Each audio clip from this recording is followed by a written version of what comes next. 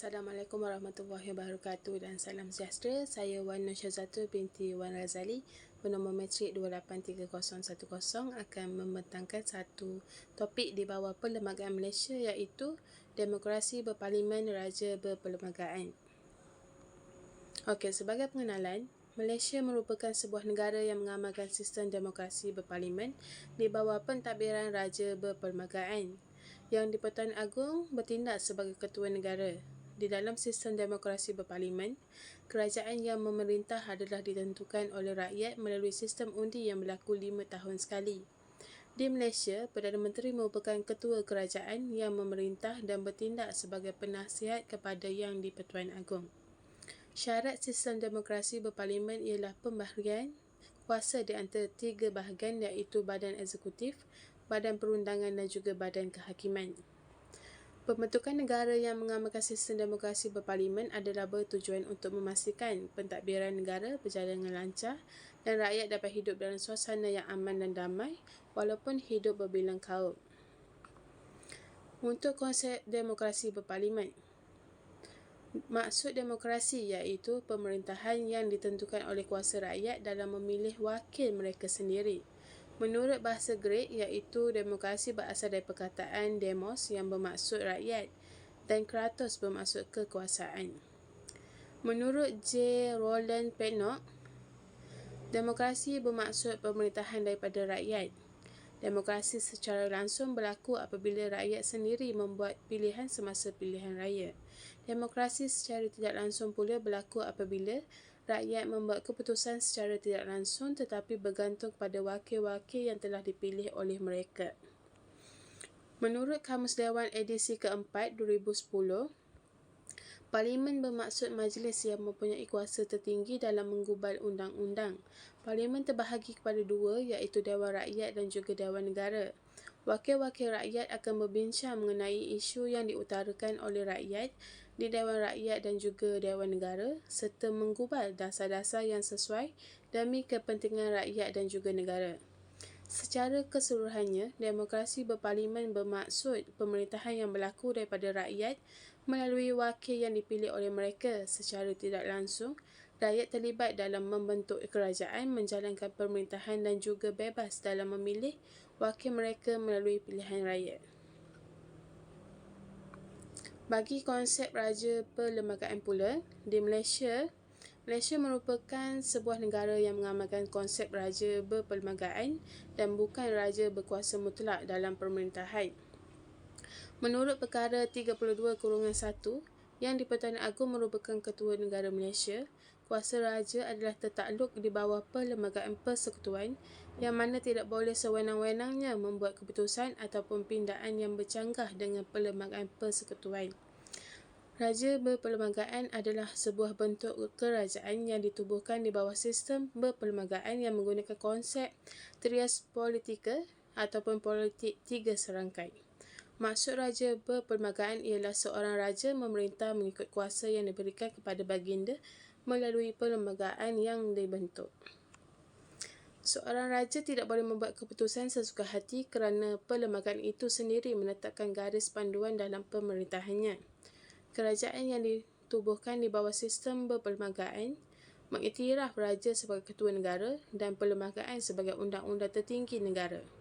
Yang di-Pertuan Agong dan Majlis Raja-Raja merupakan institusi dalam sistem raja berperlembagaan. Yang di-Pertuan Agong akan dipilih secara bergilir-gilir daripada 9 raja negeri-negeri yang ada dan turutannya adalah seperti ini. Negeri Sembilan, Selangor, Perlis, Terengganu, Kedah, Kelantan, Pahang, Johor dan juga Perak. Yang di-Pertuan Agong akan menjadi Ketua Negara selama 5 tahun. Okey, struktur sistem demokrasi berparlimen. Pemerintahan di Malaysia mengamalkan sistem demokrasi berparlimen yang merangkumi 3 komponen utama iaitu Yang di-Pertuan Agong, Dewan Negara dan juga Dewan Rakyat. Sistem pemerintahan demokrasi berparlimen berorientasikan kepada kebebasan rakyat. Ia bermaksud suara dan kehendak rakyat menjadi keutamaan.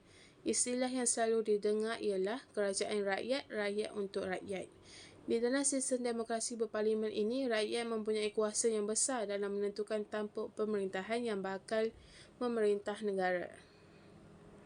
Okey, di sini adalah raja struktur Parlimen Malaysia, iaitu 3 yang di Pertuan Agong, dan di bawah di Pertuan Agong adalah Dewan Rakyat dan juga Dewan Negara.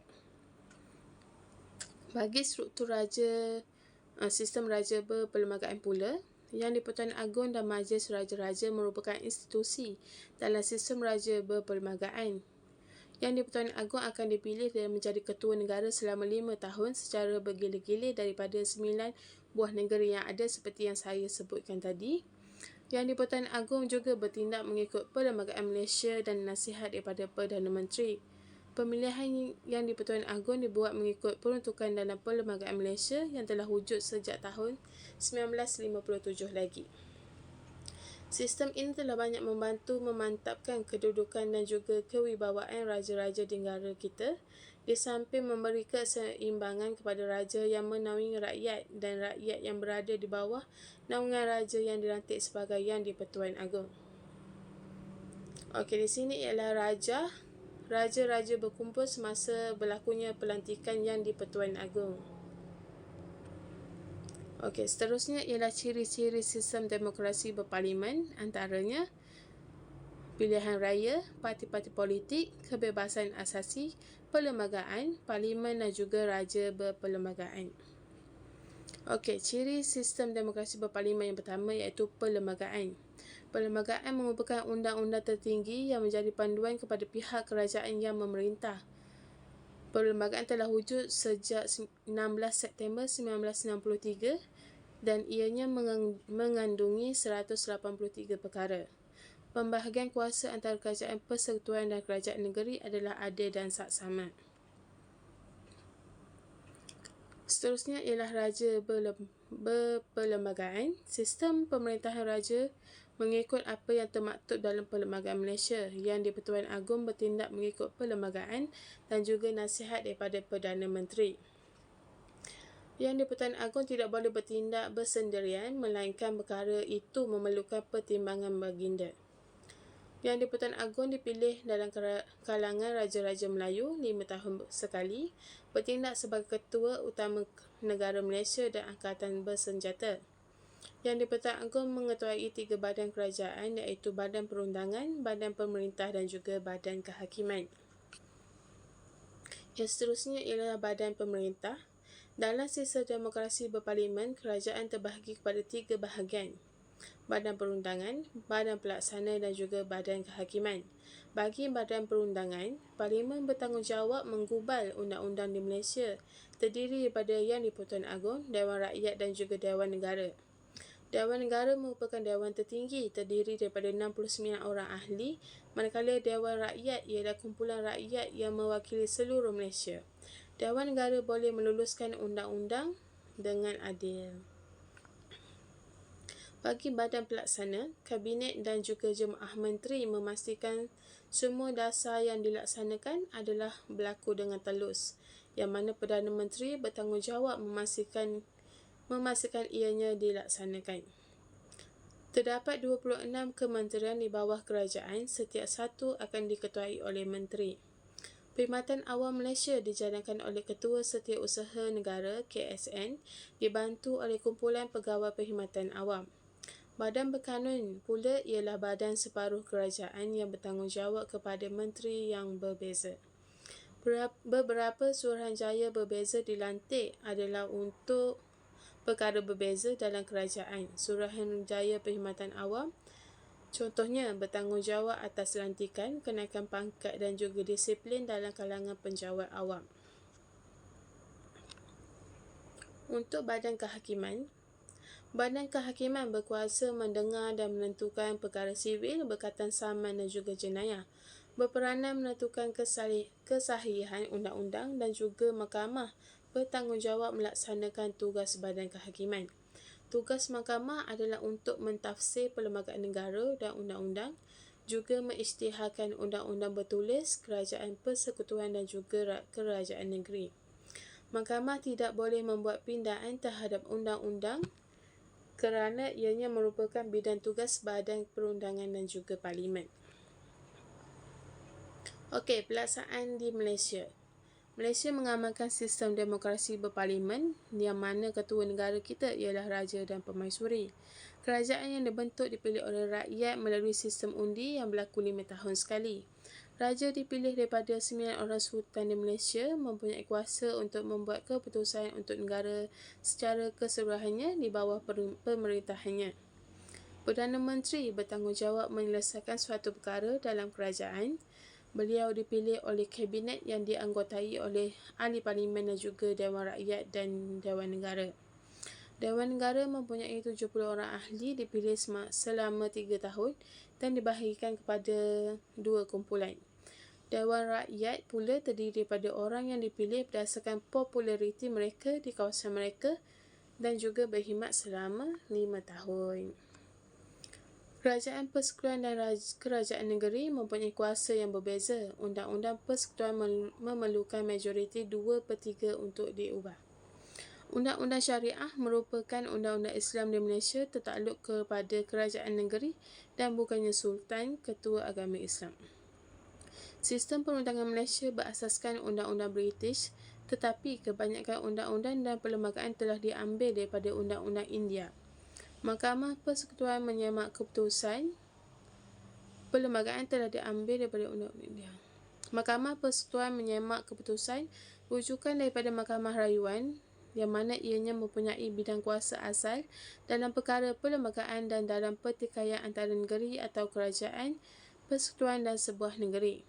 Semenanjung Malaysia, Sabah dan Sarawak masing-masing mempunyai mahkamah tinggi. Kerajaan Persekutuan mempunyai kuasa ke atas hal ehwal luar, pertahanan keselamatan dalam negeri, keadilan kecuali kes undang-undang sivil di kalangan orang Melayu dan orang Islam, dan juga anak negeri yang diletakkan di bawah undang-undang Islam dan juga undang-undang tradisional. Warga negara persekutuan, kewangan, perdagangan, industri komunikasi, kebangkutan dan juga hal-hal lain. Okey, antara isu berkaitan dengan sistem demokrasi berparlimen dan raja berperlembagaan. Isu pertama ini telah berlaku pada 15 Mei 2022 yang mana Perdana Menteri iaitu Ismail Sabri mengeluarkan kenyataan bahawa para belia harus celik dan peka dengan sistem demokrasi yang diamalkan di negara kita iaitu Malaysia.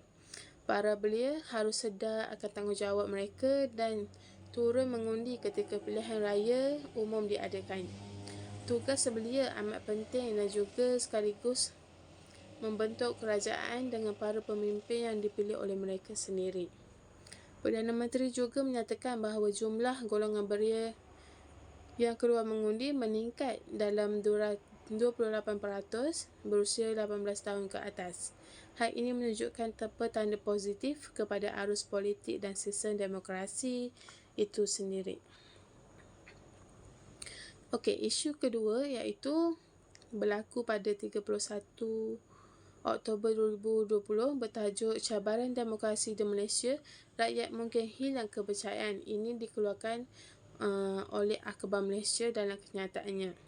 Hal ini kerana amalan ideal dalam sistem demokrasi iaitu wakil rakyat berpegang teguh pada prinsip atas demokrasi yang mana menegaskan keperluan seorang wakil rakyat mewakili kehendak dan kemahuan rakyat.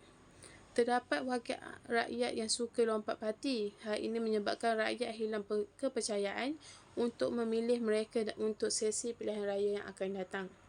Di Malaysia, yang masih dianggap sebagai negara yang sedang membangun, tidak mungkin memboikot ahli politik yang tidak menghayati prinsip demokrasi ini. Ini berdasarkan fakta bahawa terdapat banyak kumpulan yang berbeza di Malaysia dan setengah orang berasa kuat tentang budaya dan etnik mereka. Apabila sesuatu yang berkaitan dengan kaum dan etnik muncul dalam politik, mereka yang tergolong dalam kumpulan tersebut akan berkemungkinan besar akan menyokong. Ini adalah merupakan masalah yang besar bagi kerajaan terdahulu kerana tidak mempunyai cara untuk menangani perasaan kuat yang ada pada sesetengah orang tentang budaya dan etnik mereka. Okey, seterusnya adalah kekuatan dan juga kelemahan bagi sistem demokrasi berparlimen. Kekuatan ialah peka dengan kepentingan rakyat berbanding sistem kerajaan lain yang mana cenderung mengutamakan golongan tertentu. menganggap semua rakyat adalah sama dan layanan yang sama harus diberikan. Kelemahan sistem demokrasi berparlimen ialah memerlukan masa untuk diubah. Ini menyukarkan kerajaan memenuhi kehendak rakyat. Menggalakkan dua aliran atau fikiran yang berbeza. Contoh, jika seseorang wakil parti itu tetap dengan prinsip yang dipegang tanpa adanya tolak ansur, hal ini mungkin menimbulkan perbalahan antara ahli parti dan seterusnya menyebabkan perpecahan parti.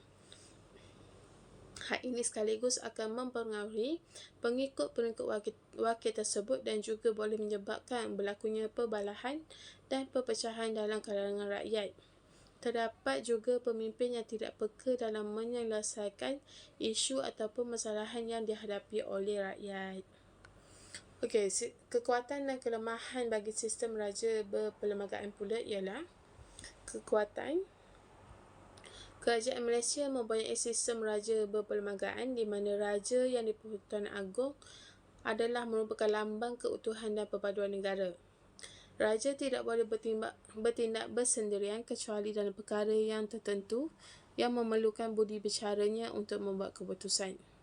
Raja dipilih dari kalangan 9 Raja Melayu secara bergilir-gilir. Pemilihan yang di-Pertuan Agong dibuat mengikut peruntukan dalam Perlembagaan Malaysia. Okey, kelemahan bagi sistem raja berperlembagaan ialah pemilihan sultan bukan berdasarkan kepada kelayakan ataupun kemampuan, tetapi hanya berdasarkan keturunan sejak turun-temurun. Kebanyakan sultan yang dilantik adalah orang yang telah berusia dan sebaik-baiknya ketua negara hendaklah seorang yang aktif dari segi fizikal dan juga mental. Okey, bagi kesimpulan, kerajaan Malaysia merupakan sebuah negara yang sedang bergerak maju dan berkembang pesat ke hadapan demi menepani Malaysia baharu. Kerajaan di Malaysia mengamalkan sistem demokrasi berparlimen dan raja berperlembagaan.